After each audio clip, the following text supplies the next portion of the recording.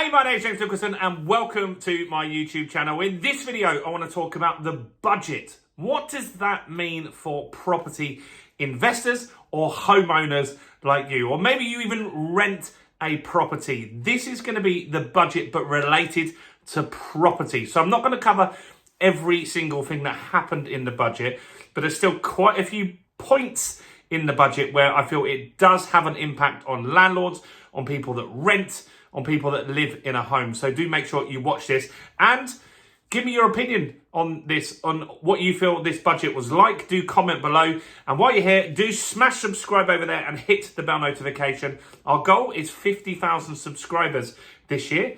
We're nearly halfway there. And make sure you like this video, tickle the like button, smash the like button, do something to the like button over there. That really helps us with the YouTube algorithm. Every view we get is because of someone hitting that button. So do that for me now. So, what a budget. It's interesting because I've watched about an hour of analysis after, and I think people are quite surprised. The Conservatives are massively down in the polls. There's an election coming up at some point, maybe as early as May this year. And normally you'd throw the kitchen sink at the budget. There's actually some stuff that's okay, that will be good for property owners and landlords and anyone like that. But there's also some quite bad stuff in here as well. And that's interesting. And there's a lot of stuff that was missed out.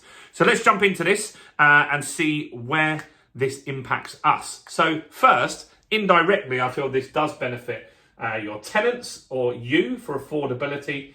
And that's the child benefit system is going to cover more people now. So currently there's a cut-off on joint incomes of 60k.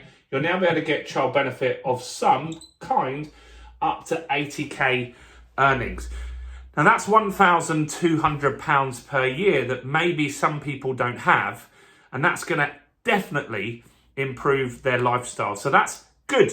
And then there's a lot of people that will have been hit by mortgage rate rises and inflation and stuff like that. So if you can give anyone £1,200 extra in their pocket, I think that's a win. So that could be your tenant, it could be you. I think that's one thing that we should look at. Next is their big headline one, and that is the national insurance was cut by 2p. They did this in the autumn statement as well, and they're saying on average, this will save the average taxpayer £450. If you add it to what they did in the autumn, they're saying the saving for a year potentially is up on average £900 per person.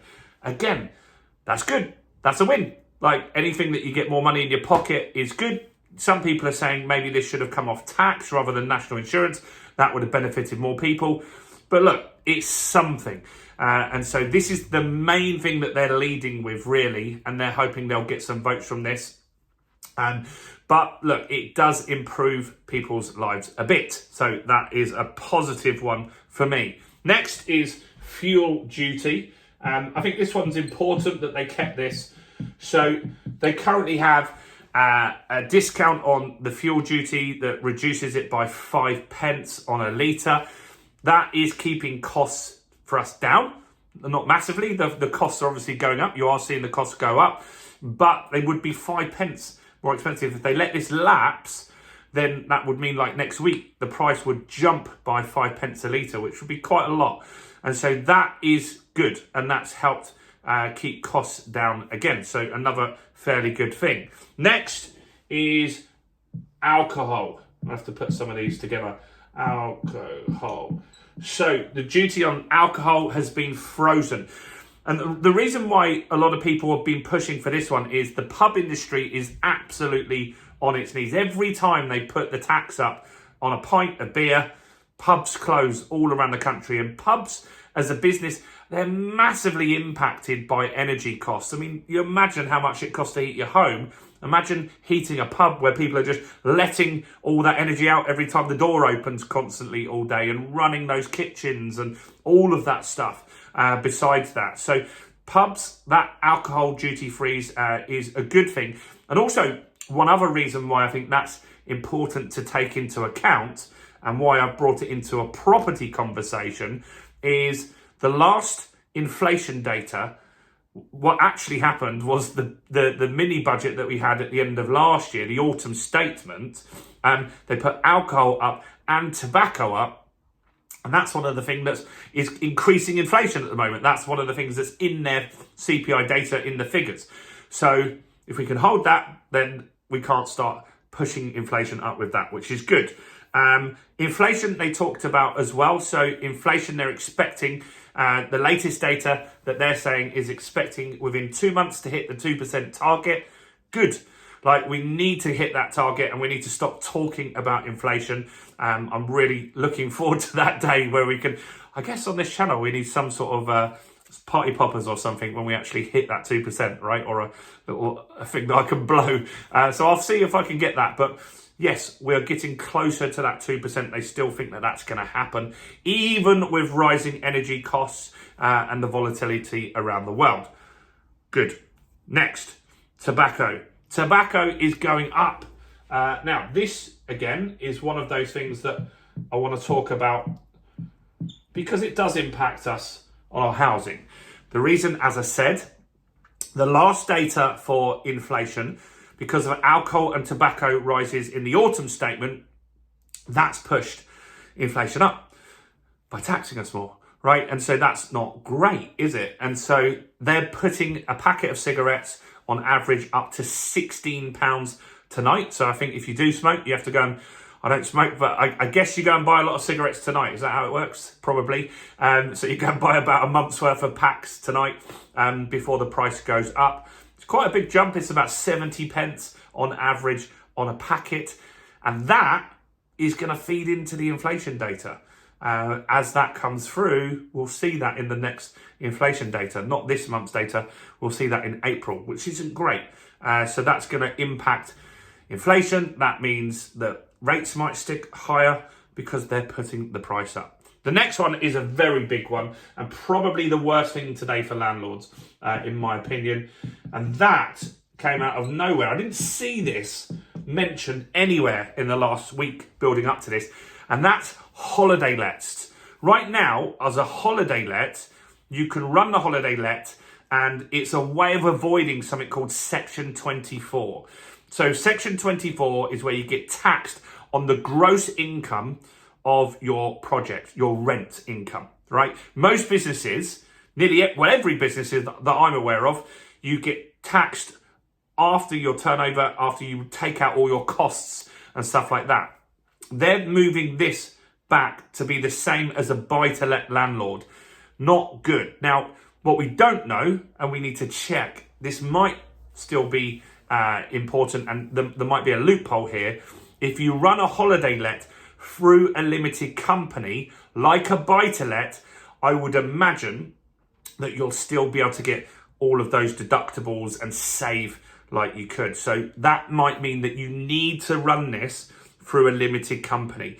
That would mean that probably by doing that, they get to check all the tax and stuff that they're owed, so it's better for them.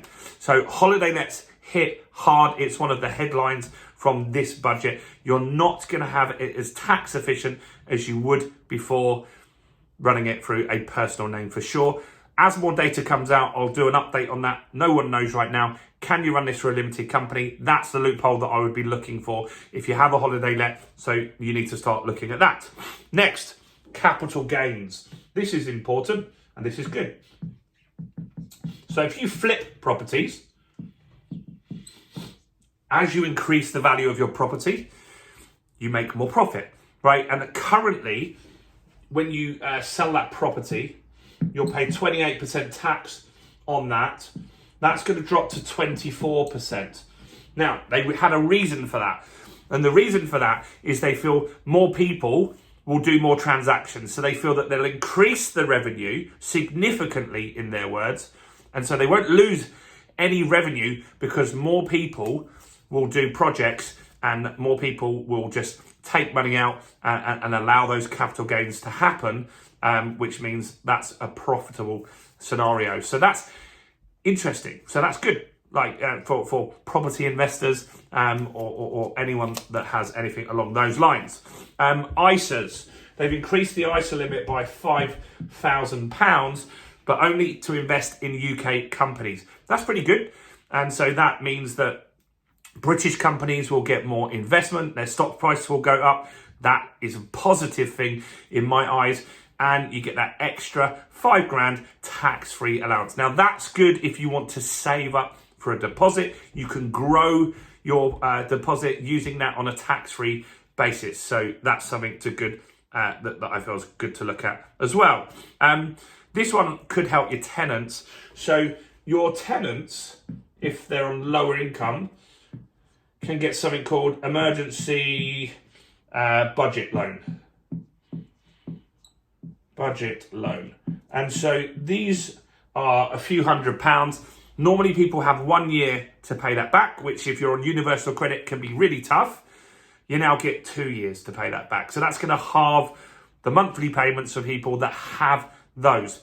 Really good. That helps people, especially right now where people might have things that break in their property or they just struggle because of the inflation with food and drink and stuff like that.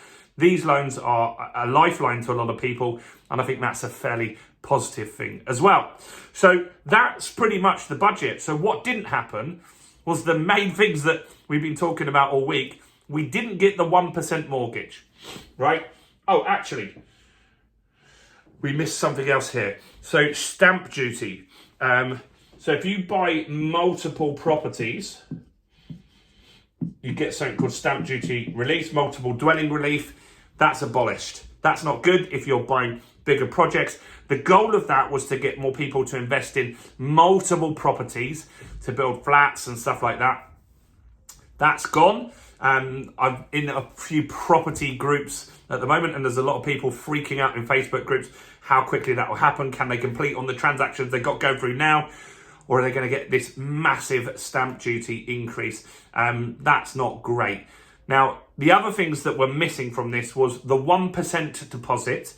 That didn't happen. No reason why, because it was quite easy to do. They've already got the 5% scheme. Why not make it a 1% scheme? It was just an amendment that needed to happen there. We didn't get a stamp duty holiday. I've seen online people are already saying that is still something that they feel that Rishi Sunak's got up his sleeve that might still happen before an election. Maybe they just want to get it at a different time to this to announce that so it doesn't get lost with all of this stuff. But that didn't happen either. So there's some uncertainty around stamp duty. We've got a discounted rate for first-time buyers and people like that at the moment. Is that going to continue? No one knows for sure. So it was a mediocre budget, according to most people. I think there are some wins. I think the fact that you could now more people could get child benefit, £1,200 from the government in a year. That's pretty good.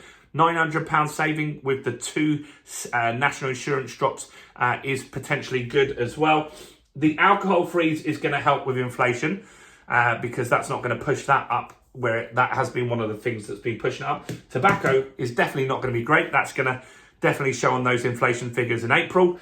So that's not good. The holiday lets one is absolutely brutal for people that are doing that. But what I would say is that you've also got opportunity there. So anytime anything like this happens, some people will leave the market, there'll be less competition, that will push prices up, and you'll probably make more money. This happened with HMOs, it's happened with buy-to-lets. All of these things happen for a reason, and it's the smart people that figure it out that actually do better. So let me know, what do you think of today's budget? Do comment below. Do smash the like button. Do subscribe. Have you invested in the fundamentals of property investing yet?